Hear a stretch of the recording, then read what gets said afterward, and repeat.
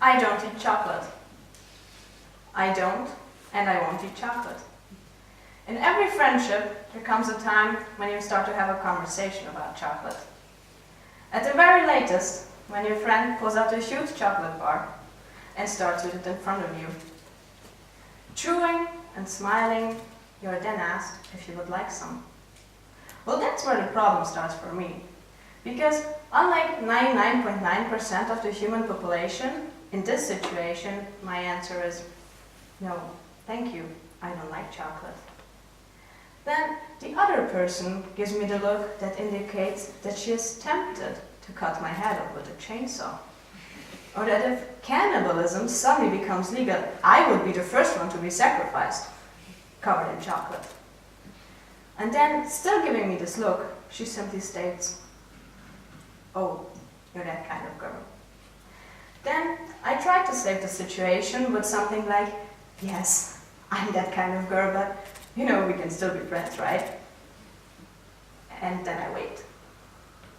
This question is left unanswered, leading to an existential crisis and leaving me with the fear of having my house raided by pro-chocolate activists, only to be locked away in the basement of a metal factory.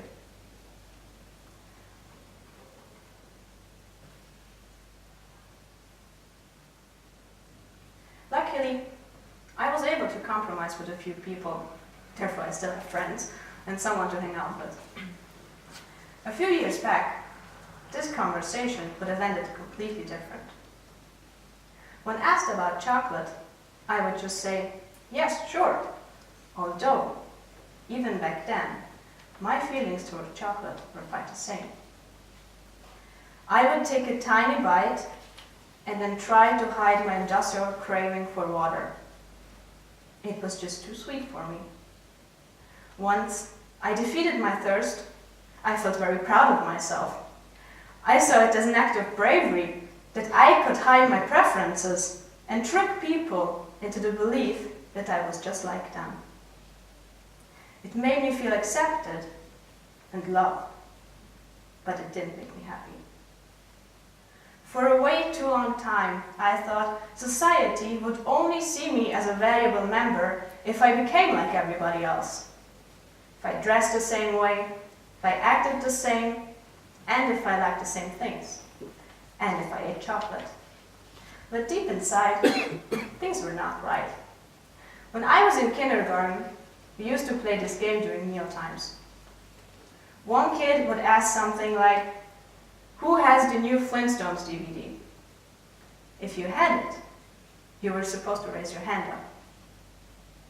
Even the newbies figured out quite quickly that it was a horrible feeling to be the only one not putting your hand up.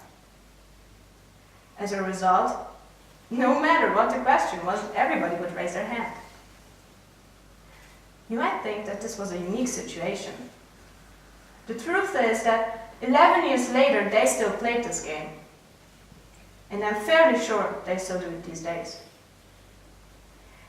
Isn't it crazy what 4-year-olds are capable of just to fit in?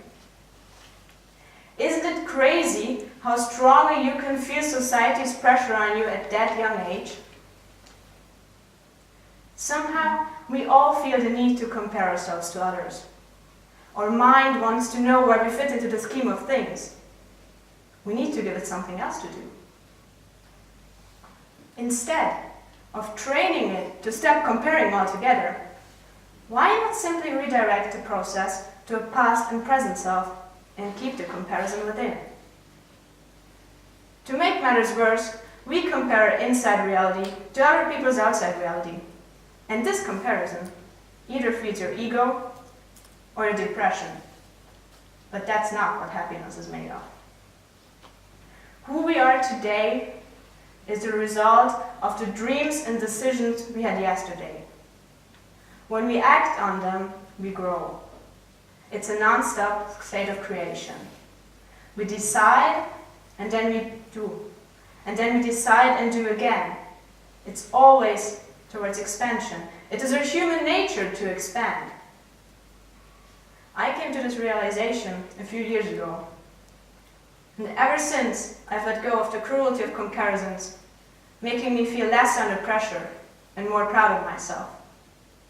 To sum it up quickly, there are 2 reasons why I don't eat chocolate. First, I simply don't like it. Second, and most importantly, I don't eat chocolate because it is my own individual decision. Because I don't believe that it's worth sacrificing your own happiness for somebody who will never accept you for whom you truly are. Comparison is a thief of joy, and I'm tired of being robbed. Today, you can ask me if I like chocolate. The answer is still no. But now, I don't have to take a tiny bite to prove it.